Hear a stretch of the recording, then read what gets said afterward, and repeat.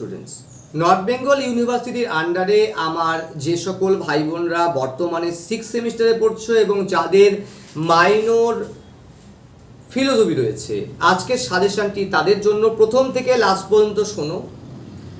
তোমাদের 12 নম্বরে লিখতে হয় 4টা আসে, লিখতে হয় 2টা, 6-এর আসে 6টা, লিখতে হয় 4টা, 3-এর 6টা, লিখতে হয় 4টা। তো যাই হোক, তোমাদের আমি 6 নম্বরের প্রশ্ন তোমাদের আমি বলবো না। যারা সাজেশন নেবে আমাদের থেকে বা নোট নেবে তাদের পূর্ণাঙ্গ সাজেশনটা পেয়ে যাবে। তো যাই হোক, তোমাদের ভালো করে পড়তে হবে এবং তোমাদের যদি মনে হয় যে নোটের প্রয়োজন রয়েছে তাহলে অবশ্যই আমাদের সঙ্গে যোগাযোগ করতে পারো 9749941990। আমি আবার বলছি 9749941990 অথবা 8670964226। আমি আবার বলছি 8670964226। তো যাই হোক, দেরি না করে তোমাদের আমি সাজেশনটা বলছি। 12 প্রশ্ন যে রয়েছে খুব ভালো করে পড়তে হবে এই প্রশ্নগুলো। 12 বেশি একটা প্রশ্ন আমি দিইনি, 5টা প্রশ্ন দিয়েছি, তার মধ্যে বলে দিচ্ছি একটা এক্সট্রা প্রশ্ন ভালো করে, ঠিক আছে? তো পড়লে আশা করি এখান থেকে কমন পড়বে। তোমরা প্রত্যেকে জানো দীর্ঘ 17 বছরের সেন্টার অভিজ্ঞতার নিরিখে আমরা কিন্তু সাজেশন দিয়ে থাকি। তো যাই হোক, দেরি না করে বলছি। 1 নাম্বার 12 নম্বর প্রশ্ন, নীতিবিদ্যার সংজ্ঞা দাও। নীতিবিদ্যার সংজ্ঞা দাও, এর স্বরূপ বা পরিধি বা বিষয় সম্পর্কে আলোচনা করো। স্বরূপ বা পরিধি বা বিষয় সম্পর্কে আলোচনা করো। নীতিবিদ্যা কি আদর্শনিষ্ঠ বিজ্ঞান? নীতিবিদ্যা কি আদর্শনিষ্ঠ বিজ্ঞান? আলোচনা করো।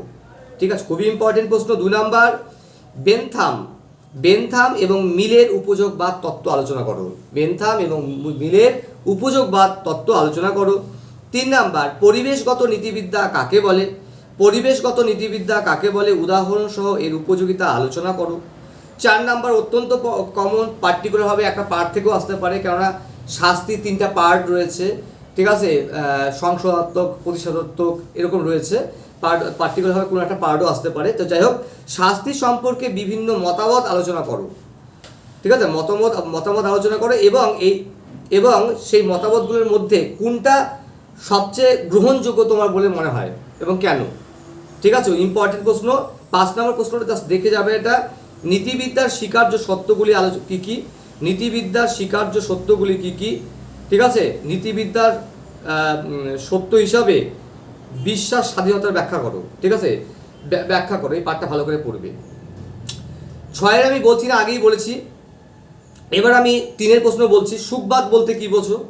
আত্মসুখবাদ বলতে কী বোঝো? 1 নাম্বার। 2 নাম্বার, শাস্তি সম্পর্কে কয়টি মতবাদ রয়েছে, কী কী? 3 নাম্বার, নীতিবিদ্যা সম্পর্কে লিলির তত্ত্ব, ঠিক আছে? লিলির তত্ত্ব মতবাদ রয়েছে, সেটা পড়ো। 3 নাম্বার হচ্ছে নীতিবিদ্যা। 4 নাম্বার হচ্ছে শেষ ভালো যার সব ভালো, শেষ ভালো যার সব ভালো, অথবা সৎ ইচ্ছাই হলো স্বভাবতই সৎ সম্পর্কে লেখো। 5 নাম্বার, স্বেচ্ছামৃত্যু বা কৃপা হত্যা বলতে কী বোঝো? 6 নাম্বার, ইচ্ছা স্বাধীনতা কী? 7 নাম্বার, শর্তমূলক আদেশ বলতে কী বোঝো? শর্তমূলক আদেশ বলতে কী বোঝো? 8 নাম্বার, নৈতিক এবং অনৈতিক কাজের উদাহরণ দাও। 9 নাম্বার, নিষ্ক্রিয় স্বেচ্ছামৃত্যু বলতে কী বোঝো? এবং 10 নাম্বার, কান্টের মতে আত্মহত্যা কি নৈতিক অপরাধ?